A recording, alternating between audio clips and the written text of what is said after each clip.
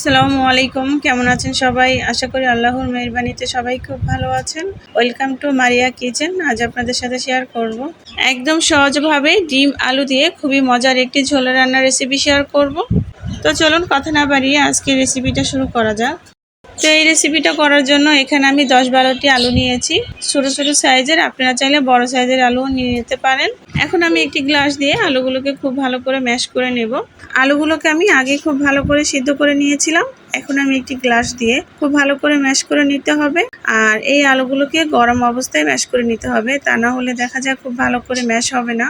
আর আলুগুলোকে আমি খুব বেশি ম্যাশ করে নেব না, একটু আস্তে আস্তে থাকবে। এই তো আমার আলুটা খুব ভালো করে ম্যাশ করে নেওয়া হয়ে গিয়েছে। এখন আমি এর মধ্যে এক এক করে বাকি মশলাগুলো দিয়ে দিব। এখন আমি এখানে দিয়ে দিচ্ছি ছোট চামচের 1 চামচ আদা রসুন বাটা, সেই সাথে দিয়ে দিচ্ছি 2 চামচ মরিচের গুঁড়া, আরও দিয়ে দিচ্ছি 1 চামচ হলুদের গুঁড়া, আরও 1 চামচ দিয়ে দিচ্ছি ধনিয়া গুঁড়া, সেই সাথে দিয়ে দিব স্বাদ মতন লবণ। লবণটা দিয়ে এখানে দিয়ে দিচ্ছি পরিমাণ মতন পানি। পানিটা দিয়ে এখন আমি চুলায় বসিয়ে দেব। এখন চুলায় বসিয়ে এটাকে নেড়ে চেড়ে আমি বলক তুলে নেব।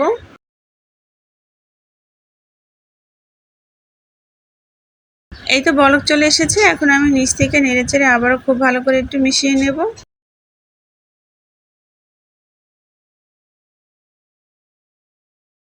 তো এইভাবেই আমি চুলায় রেখে 10 মিনিটের মতন রান্নাটা করে নেব। এখানে একটি বাটিতে আমি নিয়েছি 3টি ডিম। এখন দিয়ে দিচ্ছি স্বাদ মতন লবণ। লবণটা দিয়ে খুব ভালো করে ডিমটাকে ফেটিয়ে নিতে হবে। এই তো ডিমটা খুব ভালো করে ফেটিয়ে নেওয়া হয়ে গিয়েছে। এখন আমি ডিমটাকে ভেজে নেব।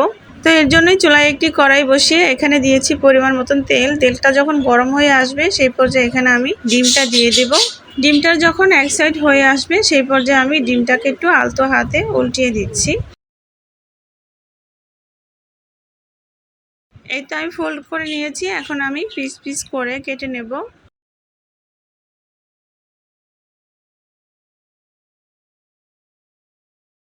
এখন আমি ডিমগুলোকে উঠিয়ে নিব। উঠিয়ে নিয়ে একটি সাইডে রেখে দিচ্ছি। এখন আমি ডালটাকে বাগার দিয়ে নেব। যে কড়াইতে আমি ডিমটাকে ভেজে নিয়েছি, এখন সেই কড়াইতে আমি ডালটা বাগার দিয়ে নেব। তো এর জন্য এখানে দিয়ে দিচ্ছি কিছু রসুন কুচি, পেঁয়াজ কুচি, একটি তেজপাতা, আরও দিয়েছি একটি শুকনো মরিচ। এখন খুব ভালো করে ভেজে নিয়ে সরাসরি আমি ডালের মধ্যে ঢেলে দেব।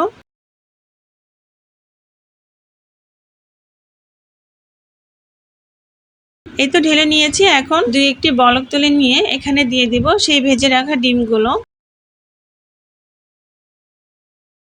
ডিমটা দিয়ে আরও 5 মিনিটের মতো রান্না করে নিব। নিয়ে তারপর এখানে দিয়ে দিচ্ছি হাফ চামচের মতন জিরার গুঁড়ো। জিরার গুঁড়ো দিয়ে আরও 2-1 মিনিট রেখে আমি চুলা থেকে নামিয়ে নিব।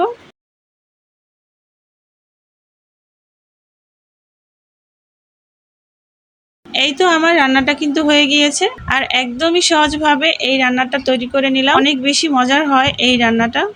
এই ডিমের ঝোলটা কিন্তু গরম গরম ভাতের সাথে অথবা রুটির সাথেও খেতে দারুণ লাগে।